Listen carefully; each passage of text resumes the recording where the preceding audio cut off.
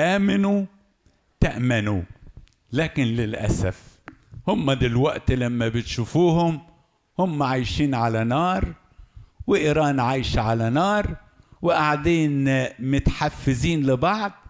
ودي اسمها ايه بالظبط دلوقتي؟ دي علامة من علامات الأيام الأخيرة. في مزمور 68:11 الرب يعطي كلمة المبشرات بها جند كثير، ملوك جيوش يهربون، الملازمة البيت تقسم الغنايم، إذا اضطجعتم بين الحظائر فأجنحة حمامة مغشاة بفضة وريشها بصفرة الذهب. صاحب السؤال بيقول أرجو إلقاء ضوء على هذه الآية. عايز أضيف لها سؤال تاني جاني. بيقول لي ربنا قال لفرعون إسرائيل ابن البكر، اطلق ابن البكر ولئلا أقتل ابنك البكر. فصاحب السؤال بيقول لي ازاي إسرائيل ابنه البكر واحنا شايفينه في قمة القسوة من قتل الأطفال والأرامل والخراب والدمار والضرب وكل ده؟ هل ابن الله البكر يفعل كل هذا؟ السؤال ده أنا ربطته بده ليه؟ أولا الشيطان مش بيحارب الإنسان. تقول لي إيه ده؟ بيحارب ربنا. يعني العداوة مش بينك وبين الشيطان، العداوة بين الله وبين الشيطان، وانت أرض معركة. إما إنك تقف في صف الشيطان عشان تنصره على الله، وإما إنك تقف في صف الله عشان تنصره على الشيطان. كل هدف الشيطان إن يكسر كلام ربنا. يعني لما ربنا قال نعمل الإنسان على صورتنا كشبهنا، عايز يبوظ كل صورة لله. لما بيشير عليك بالخطية وبالشر وبالاسم عشان يشوه صورة الله فيك، ويقول لربنا شوف. على فكرة لو الشيطان بيحارب الإنسان، الشيطان ده متكبر جدا. الإنسان ده يقول لك وانا حارب إنسان ده افعصه برجلي، ده أنا أبلعه وهو حي، لولا أن الرب كان معنا لابتلعونا ونحن أحياء. لكن هنا تبص تلاقوا الشيطان كل اللي عايز يكسر كل وعد من وعود الله. الله ادى لإبراهيم وعد، قال له الأرض دي في سفر أشعياء اسمها أرض عمانوئيل. أرضك يا عمانوئيل. فالأرض بتاعت عمانوئيل. يعني عمانوئيل الله معنا. يبقى مين اللي يستاهل يسكن في الأرض؟ الفلسطينيين ولا الإسرائيليين اللي هم معهم الله، اللي عايشين لله، اللي بيرتبوا حياتهم لله؟ ففي البداية إسرائيل كان ماشي مع الرب، وكل الأمم فراعنة وعرب وأوروبا وآسيا كلهم كانوا بيعبدوا الأوثان. ما حدش بيعبد ربنا غير إسرائيل. الشيطان بقى عايز يعمل عايز يطلعهم من الأرض، عشان ربنا قال لهم لإبراهيم الأرض دي هعطيها ليك ونسلك إلى الأبد، وقالها النفس يعقوب اللي هو إسرائيل. فازاي الشيطان يخليهم وعد ربنا يتكسر؟ يخليهم يعملوا أشر من الأمم اللي كانوا في الأرض. الأمم اللي كانوا في الأرض ربنا سمح أن يقتلوهم، وبيهم صنع تنظيف للأرض بتاعت عمانوئيل، وسكنوا هم في الأرض وعبدوا الرب. شوية وجاء الشيطان وضحك عليهم، وابتدوا يعبدوا آلهة الأمم اللي حواليهم، فصار غضب الله عليهم. والغضب بتاع ربنا مرتين. المرة الأولى إن هو جه نبوخذ نصر شتتهم في العالم وهد أورشليم وهد الهيكل، وكأن الشيطان ربنا عارف إن دول ما يستاهلوش، لكن وصية ربنا ما تقحش، السماء والأرض تزولان لكن الكلام اللي قلته لا يزول، لأن ربنا دايما اللي قاله بينفذه. أيوة الوحش وحش وهيمجد الله، والحلو حلو وهيمجد الله. وأنا قلتها لكم قبل كده، ربنا خلق الإنسان علشان إيه؟ يتمجد. يعني لو كانت البشرية كلها 100 فرد، في 70 عبدوا الأوثان وفي 30 عبدوا الله، يبقى ربنا اتمجد كم في المية؟ 100%. 30% تمجدت فيهم رحمة الله، و70% تمجد فيهم عدل الله، لما قال لهم روحوا للنار الأبدية وقال له دول رسوء الملك. فأنت هتمجد ربنا، أنت شرير هتمجده في عدله، وأنت قديس هتمجده في رحمته، وأنت اللي تختار. لما الشيطان خلى العالم كله ضاع، كان ممكن ربنا يبيد العالم ويعمل إنسان إيه؟ جديد. بس لو عمل إنسان جديد يبقى ربنا فشل أمام إبليس. قال اللي سمعوك هغرقهم بالطوفان، وهاخد اللي ماشيين معاي. خد عينة من العالم القديم اللي هو مين؟ نوح ومراته وأولاده، وبيهم ابتدى يعمل العالم الحاضر اللي احنا موجودين فيه. إسرائيل لما اتسبى كله وراح بابل، كانت فترة السبي 70 سنة زي ما قالها أرميا النبي. لما قال لهم يرجعوا، بني إسرائيل كانوا عملوا تجارة وعملوا زراعة وعملوا مكاسب، ما رضيوش إيه؟ يرجعوا. اللي رجعوا سبطين، يهوذا وبنيامين، وجم سكنوا في الأرض، وربنا عمر بيهم الأرض وكبرت الأرض وعاشوا ربنا لغاية ما جه المسيح. لما جه المسيح قالوا هذا هو إيه؟ الوارث، هلما نقتله. ولما المسيح يسوع بكى عليهم وقال لأورشليم لو كنت تعلمين زمن افتقادك ومين اللي بيكلمك، هتأتي ساعة ويحيط بك أعدائك بمترسة ويهدمونك وبنيك فيك. وفعلا سنة 70 ميلادية جه تيتوس الروماني، هد أورشليم وقتل الآلاف منها، والباقي كله إيه؟ اتشتت في العالم. اتشتت في العالم. لو طلعنا الإصحاح اللي قبل الإصحاح ده، إصحاح 16، نبص نلاقي إن هذا المزمور بيتكلم عن في آخر الأيام القساوة حصلت جزئيا لإسرائيل. إزاي هيتوبوا؟ يبتدي من آية 10، يقول قطيعك سفكا فيه هيأتي بجودك للمساكين يا الله. يعني هترجع إسرائيل. يرجع إزاي إسرائيل؟ اللي يسيب بيته 20 سنة ويرجع يلاقي ناس ساكنة فيه، يقدر ياخد بيته؟ البيت اتخذ بإيه؟ ووضع اليد. إسرائيل اتشتتوا مش 20 سنة، 2000 سنة.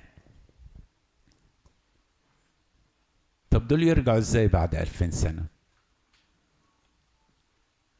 يتكلم عن إسرائيل في رؤية 12 ويقول امرأة على رأسها تاج 12 كوكب اللي هي الأمة الإسرائيلية، والمتسربلة بالشمس والقمر تحت رجليها، خلفت ولد بكر اللي هو المسيح، خرج من اليهود، منهم المسيح حسب الجسد.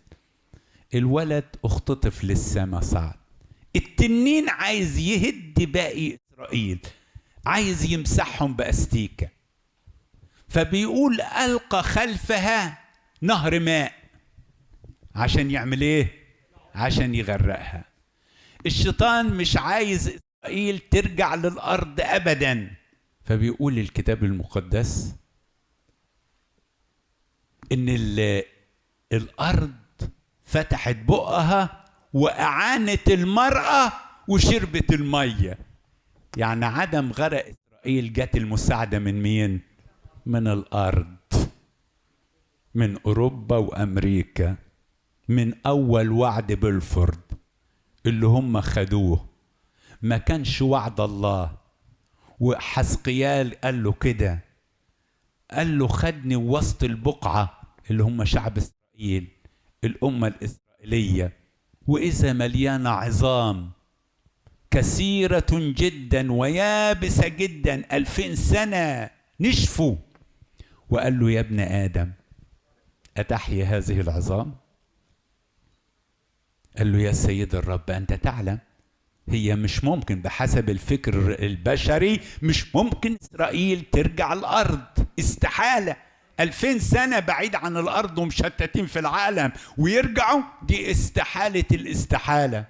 قال طب قول لها أيتها العظام اليابسة اسمعي كلمة الرب، ها أنا ذا أدخل فيكم روحا أضع عليكم لحما وعصبا وجلدا. يقول لك فقاموا جيشا عظيما لكن ليس فيه روح. إسرائيل بقت دولة عظيمة عندها أسلحة فتاكة، لكن الروح القدس مش فيهم، ومش هيدخل لهم الروح إلا لما يتدقوا ويتخبطوا على دماغهم. هم دلوقتي بيفكروا ازاي نقدر نخلي الشعوب اللي حوالينا نزلهم، ازاي نعمل كذا ونعمل كذا ونعمل كذا، ويتجسسوا ويعملوا الامور. والحياة مش هتجيلهم غير بالآيات اللي انا هشرحها دلوقتي. ربنا هيعطي كلمة، في ناس كتيرة من إسرائيل هتنفتح عينيها وهتبشر بالمسيح. المبشرات بها جند كثير، جنود الله، مش جنود السلاح والطيران والفانتوم وغيره، لا هيجوا. ودول المتشبهين بالنبيين اللي هم موسى وإيليا، متشبهين بيهم. فبيقول الرب يعطي كلمة المبشرات بها جند كثير. بمجرد ما يعلنوا إيمانهم بالمسيح يسوع هيجي يحارب الجيوش الملايين اللي حواليهم، ملوك جيوش يهربون. والملازمة البيت تقسم الغنايم. يعني ايه الملازمة البيت؟ واحدة ست لا شاركت في الحرب ولا في حاجة وقاعدة في بيتها، اللي هربوا وماتوا وتركوا كل العتاد بتاعهم، والشعب استفاد من العتاد بتاعهم. ادي معنى كلمة الملازمة البيت، تقسم العتاد. اذا اضطجعتم، مش مهم تظهروا للناس انكم اقوى دولة وفيكم المساد والشعب الذي لا يقهر والجيش اللي محدش يقدر عليه، ده ما يفرحش ربنا. الرب لا يفرح بقوة الرجل ولا بقوة الخيل او الحصان الفرس. لكن إذا اضطجعتم بين الحظائر، بين الحظائر؟ الحظائر دي بيحطوا فيها مين؟ الحيوانات. يعني لو عشت الحيوانات وطلبت ربنا هتجد الخلاص. الخلاص مش في المنظرة تقول نروح بين الحظائر. ما انت لو رحت بين الحظائر تلاقي المولود في المزود وسط الحظائر، هتتقابل معاه. ده ملك إسرائيل اتولد في وسط الحيوانات. فبيقول لهم إذا اضطجعتم بين الحظائر، يعني إيه؟ يعني لو رجعتوا للاتضاع اللي خدوا ملككم اللي هو المسيح اللي جه يملك عليكم ورفضتوه، هيكون الروح القدس فيكم أجنحة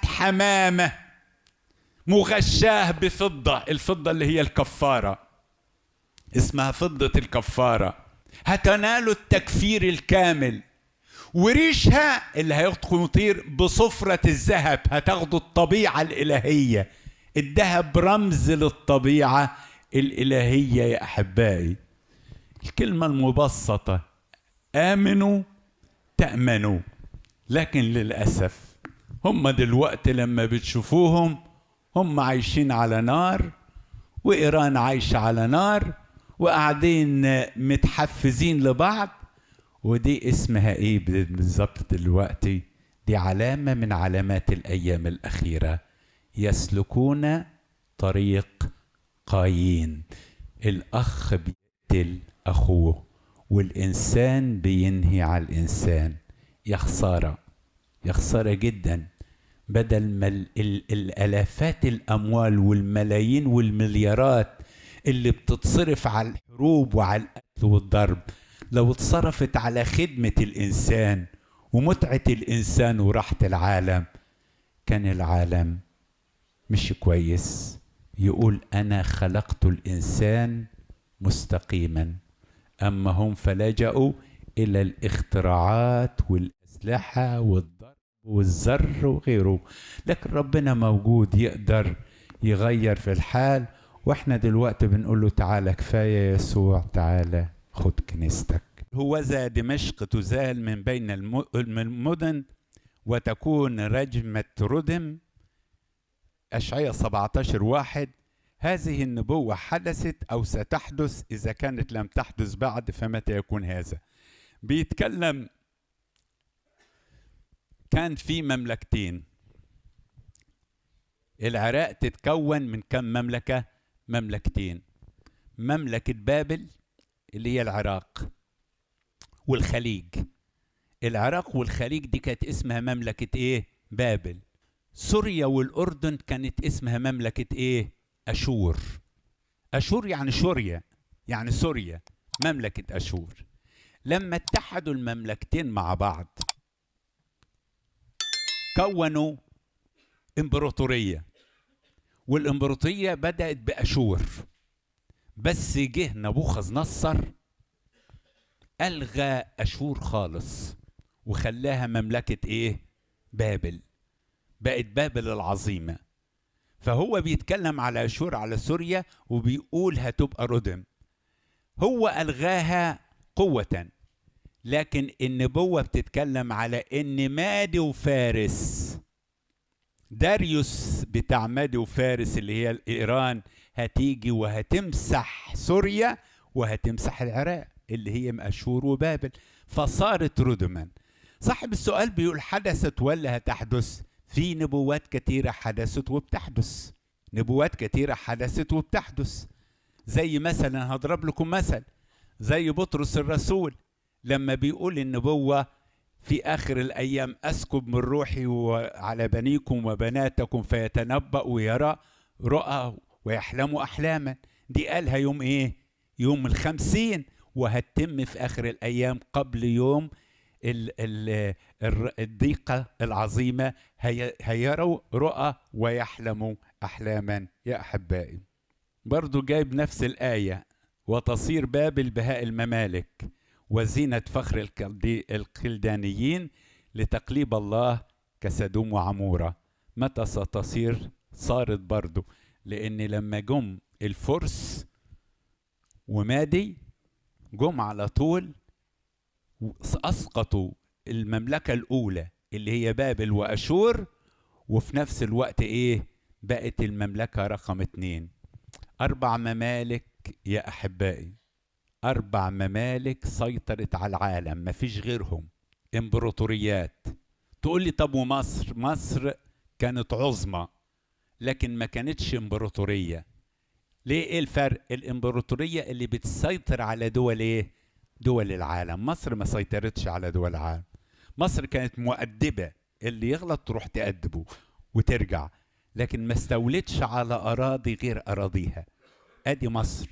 فكانوا اسمه أزمنة الأمم. لأن في واحد بيسألني سؤال، السؤال يقول لك ايه؟ وتكون أورشليم مدوسة من الأمم ومتى يحيط بها أعدائها؟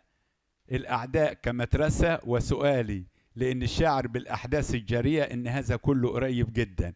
لا يا حبيبي يا صاحب السؤال، أولا كلمة تكون مدوسة من الأمم يعني مستعمرة، يعني الأمم بتسيطر عليها. أول دولة سيطرت عليها إمبراطورية بابل وأشور. جت الإمبراطورية رقم 2 مادي وفارس. بابل وأشور عملوا إيه؟ سقطوا. طب ومادي وفارس أيضا سقطوا، وجت الإمبراطورية رقم 3 اليونان، اسكندر المقدوني. اسكندر المقدوني كان بيشبهه دانيال بأنه عامل زي التيس أو المعزة ذو القرن الواحد. وجه لمادي وفارس كانوا عبارة عن خروف بقرنين، فأسقطهم الاثنين. وفي النصرة قالوا إن اسكندر أسقط ذو القرنين، يعني أسقط القرنين دول اللي هي مادي وفارس، وبقت العالم كله تحت سلطان مين؟ اسكندر ذو القرنين. وأحب مصر، جه بنى مدينة فيها اللي هي إيه؟